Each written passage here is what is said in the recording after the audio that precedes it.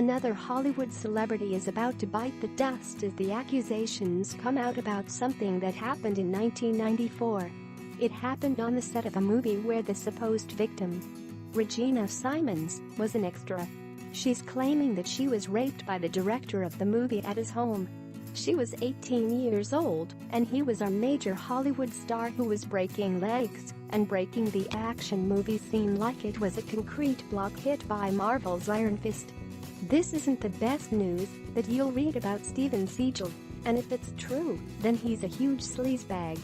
Being accused of raping someone in 1994 is hardly the headline anyone wants to wake up and read about themselves.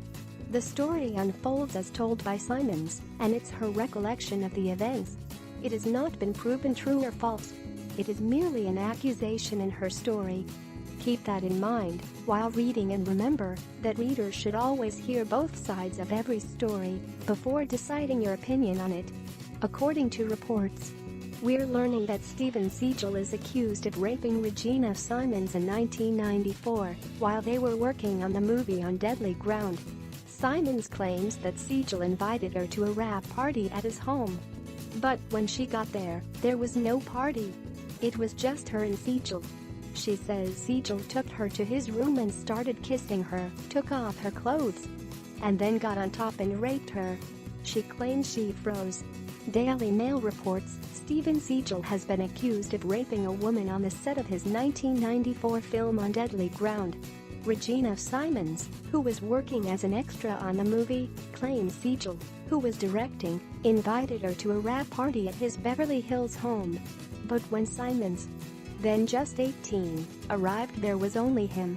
He took me into this room and then just closed the door and started kissing me, she recalled. He then took my clothes off and, before I knew it, he was on top of me, raping me. I wasn't sexually active yet. People always talk about fight or flight, but no one talks about the freeze. The mother of two, now 43, met Seagal for the first time in 1993 during an open call for his film On Deadly Ground. Seagal's previous movie Under Siege had earned a total domestic gross $83 million. Simons and her brother were selected from countless hopefuls lining up outside the audition by Seagal himself, who invited them to join him on set, Simons said. Soon they were both in Seagal's trailer. When Simons complained of a headache, Seagal offered to give her a massage. She said he rubbed her hand and neck, which seemed an odd thing to do. They then moved on to the set. Later, during filming, Seagal would invite Simons to his house, where the alleged rape would take place. I don't know about you, but if I were an 18-year-old hopeful actress standing in front of Steven Seagal in the 90s, then I'd probably let him give me a massage too. Not that it was appropriate or anything, but if that would get me a lead role in a movie, then I'd do it. Keep in mind that a lot of women used their sexual prowess as a weapon towards gaining what they wanted, especially in Hollywood. A lot of men raped women, but a lot of women used men as well.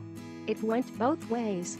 It's reported that a former Dutch model, Fabiola Datus, also accused Steven Seagal of similar crimes, although it does not appear to be rape. Datus says she was groped by the actor and director during an audition in 2002. The LAPD detective who Seagal and Datus said they spoke to declined to comment, reported blog site The Wrap.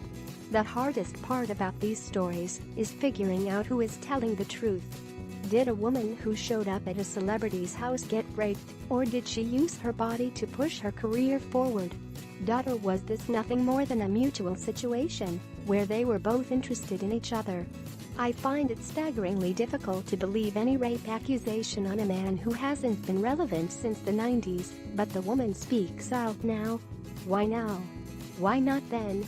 There are always two sides of this possibly traumatic story, and I cannot look at anyone differently unless there's hard evidence one way or the other.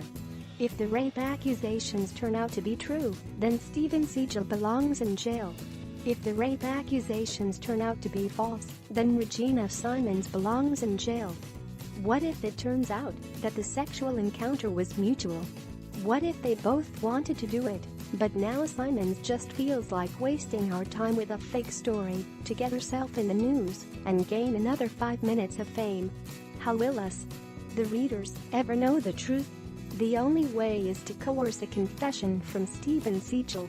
Of course, he likely won't do that.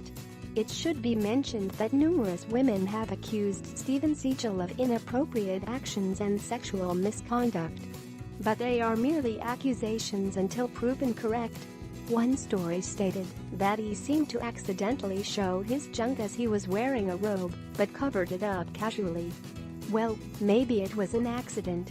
But perhaps it wasn't. We have no truth in either direction, just our opinion. If any of this is true, then Steven Seagal is one of the biggest scumbags in Hollywood. He denies all claims. The women don't have proof. Everyone carries on with their day like nothing happened and Hollywood is a mess.